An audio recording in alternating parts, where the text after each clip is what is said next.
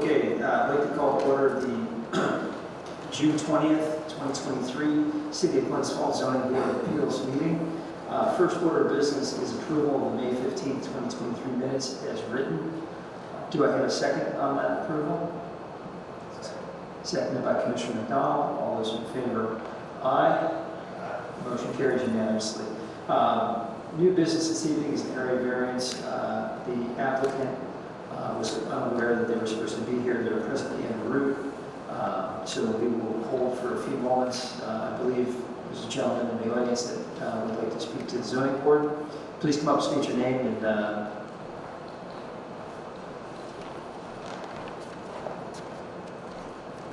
Hey, my name's Andrew Koff. I'm the owner of Koff Property Management. I was hoping to be on tonight's agenda, but I missed the deadline by a few days. I was trying to put together this packet while I was in training, so I apologize for not being prepared, and I understand you can't make decisions today based on that. I'm almost glad it's happened. I've been coached to apply for an area use variance. I, from the start, and even upon further review, I don't feel that I need something so drastic. I really just need a pre-existing use non-compliance letter, statement, anything. So the situation is, I'm representing a client that is buying 14 Grand Street. That property is a 4-unit. It's in zoning 2B. It's been that way for, I found the owner from 1978, and I spoke with him, and he said it was a 4-unit when he bought it in 1978. is there any history along with that, or anything that you can share with building and codes to show that was existing? I mean, what I have is that I have the testimony from this gentleman, and I have that he was the owner at the time he states he was. I don't think he has records from 1978. And then the letter that written me might almost, all I'm trying to do is get a letter that I can give to my buyer's bank so that the bank has reasonable assurance that the day after closing, the city isn't going to come and shut the place down because it's a 4-unit and a 2-unit. And that's, I mean, it's a fair ask from the bank that the city is not going to come after this property the day after we close. I'm concerned as a resident of Glens Falls, I'm concerned if every time this issue comes up, we start giving out area use variances, we're going to start to create little islands that don't apply to the general zoning. And I think a grandfathering letter is more appropriate because then if, say, we were to leave the property vacant for a year, well, then we would fall in on the city zoning plan. If we were to demolish the building, or someone down the road, 100 years from now, buys the building, they don't get to have that area use variance in the vast expanse of time. It allows the city the flexibility to continue the zoning that they plan that they'd like to do for the city. And it also just meets the today requirement of the bank just wants reasonable assurance that for the life of the mortgage, which I think is only 15 years in this case, the city is not going to come and impede the current and historic use of the property. It's called a zoning compliance letter, and if you ask the Building and Codes Department for that, they can research it. There's a fee for them to do that, and if they could not determine it based upon the existing records, that's what you were denied and requested the use variance application apply for. So I understand that, and if it was a specific issue for just my property, I would just go through and get the area use, and I'd say that's the way to do it. But unfortunately, the records that are missing do not apply to just my specific property. The record that's missing is all of the zoning maps for Glens Falls prior to, it's not that long ago, I think they said in the 90s is where they lose track of what zoning was in the city.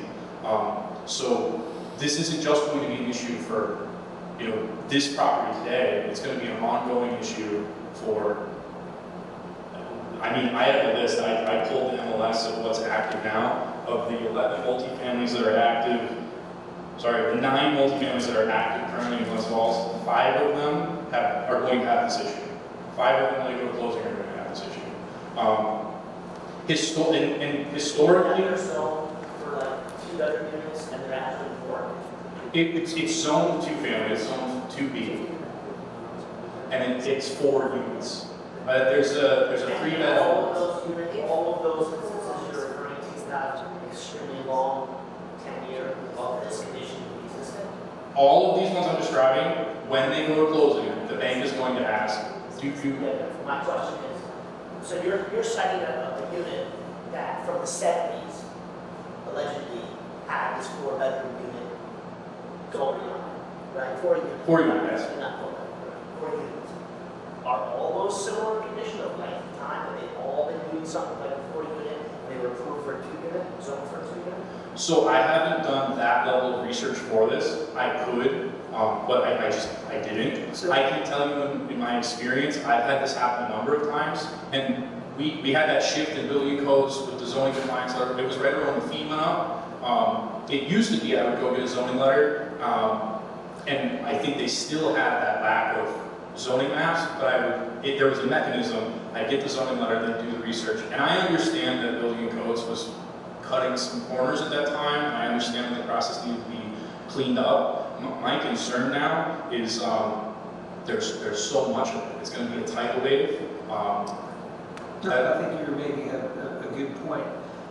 Certainly to your immediate application, have you considered getting an affidavit from the owner of 1978 stating that it was a 4-family, and then presenting that to the code officer as a measure of proof that it was 4-family at that time? I think that might solve potentially your issue on this particular property. I absolutely would do that if building codes will play ball. Like if that will be appropriate to them, I absolutely would do that. I would suggest, Well, and last month we had an application on, and they were able to pull the Glens directories, which showed who resided at the property at certain times, and they were able to demonstrate that, 12 and a half, whatever street it was, had 4 units in it and 4 people listed as the occupants. So these records do exist. It's a little more work on your part than, the building and code office. But they do maintain these records. It's called the Glens Directory. I've started on this in May, and honestly, I came tonight because I wanted to talk to you folks because I know that you know the answers. Where would I find that? I can't remember where they said if they went to the city historian. But it's showing who lived at every property in the city of Glens Falls for that unit. So it's the Glens Falls directory. I don't know if you got it from the historian. Have you been to the assessor's office? Yeah, the assessor has it listed as a multifamily, has it listed as 1 and 2 units. So, they've done that for some time. This letter that I got from building code may or may not be enough. It says it may, I don't know. I'm really just trying to. I didn't see the denial letter because it's in this application. We have the application, but it wasn't complete, so I don't know. Did we get the denial letter? You might know. I have one if you want to have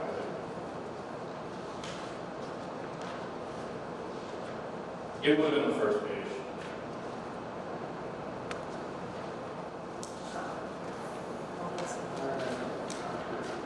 It was not sent. I have this right here. I can get to it if you want.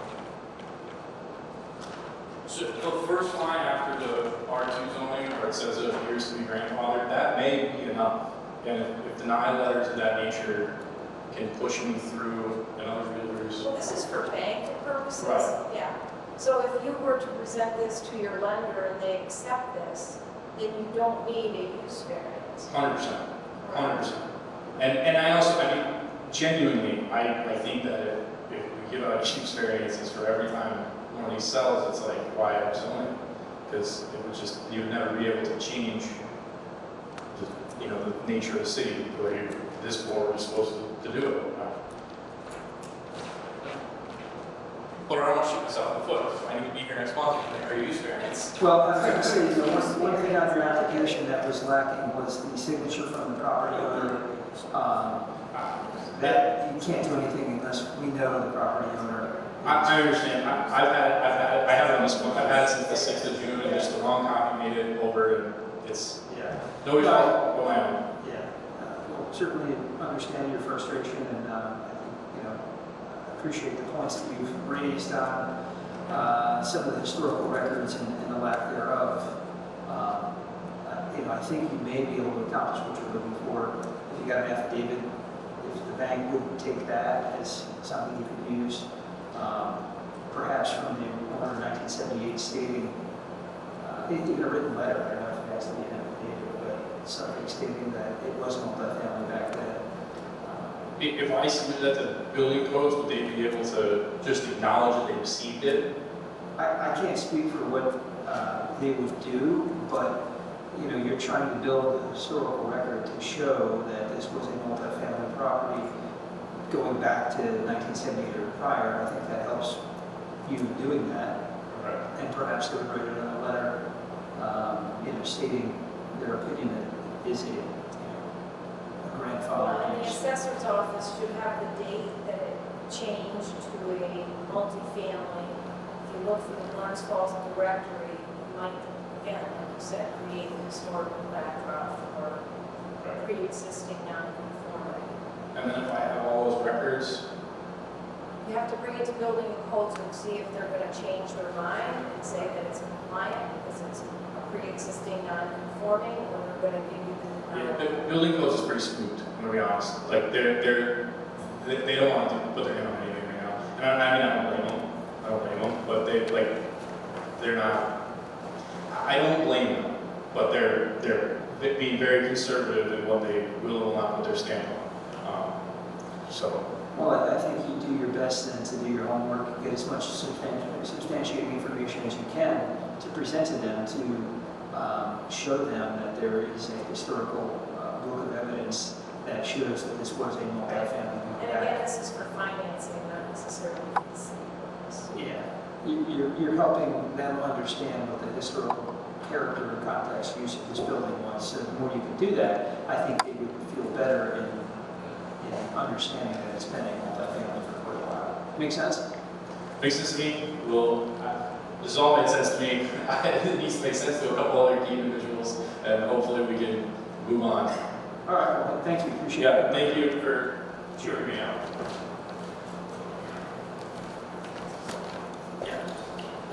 Luke, Yes. hey, please come up and state your name and address for the record. Luke Scarrett, and 32 Lincoln Avenue. Great, thanks for coming. Sorry for the mishap and the miscommunication that somebody needed to be here, but you were close by and I handed over. Yeah, thank you for that. It was probably on us. So can you just kind of walk us through what you're doing here? What was there existing, what you added, and specifically what the relief is you're looking for? Sure. So we're on the corner home, it's on the corner of Lincoln and Crandall. There was a mudroom on the corner there that had just normally 3 stairs going down. There's a porch there. That's going to be our new mudroom. And then we're just looking for a different stairwell that kind of goes out sideways. It doesn't go beyond the existing line of the wall, but I guess because it's such a small lot, there is. So you're putting stairs kind of right here on this corner of your, Yes. Yeah. and so 24 feet, that little corner, is that, am I reading that encroaches over the required 24 feet? So that's what it sounds like. So because there are already stairs there, the stairs aren't the actual issue, I don't think. They're not taking up any extra space. It's the stairwell. It's the overhang. So this is Lincoln Avenue, is that your front? So your rear yard is here. So this is 23.5 feet, and it's required to be 25. So the relief saw is 1.5 feet. Sounds right. So the application says 21 feet, but really, the relief, your relief you're requesting is 1.5 feet. So from 25 feet, it's 23.5.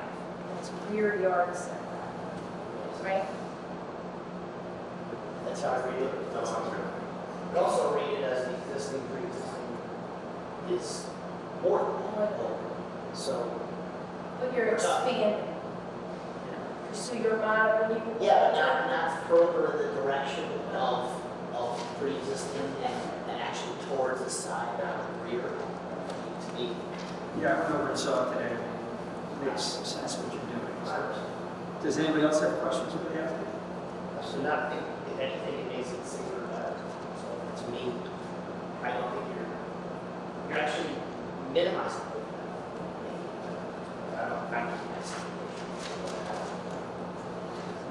I mean, I get it. It's appropriate to come to do this, just saying, in my opinion, not the issue. And I will hazard an estimation that there's no one from the public here to comment on this. All right, I'd like to make a motion that the Well, with respect to seeker first, I would classify this as a type 2 action as it's the granting of an area variance for a single-family residence. Therefore, no further action is required. I'd like to make a motion that the Glens Falls zoning board of appeals hereby grants the application for area variance 23-0003, known as 32 Lincoln Ave, presented tonight, June 20th, for the following reasons. This will not create an undesirable change in the character of the neighborhood by the granting of this variance. The benefits sought really can't be achieved by any other feasible method. It's a 1.5 foot relief from the rear yard setback, so it's not substantial, and it will not have an adverse impact on the physical and environmental conditions of the neighborhood. And while this may be self-created, it does not preclude the granting of a variance. Do I have a second? Seconded. All those in favor, aye? Aye. Motion carries unanimously. Thank you very much for coming out to see Thank you, us. and thank you for explaining what we're doing better than I could. That wasn't correct. All right, I'd like to make a motion to adjourn the June 20th, 2023 Glens Falls Zoning Board of Appeals. Second? All those in favor, aye? Aye. Motion carries.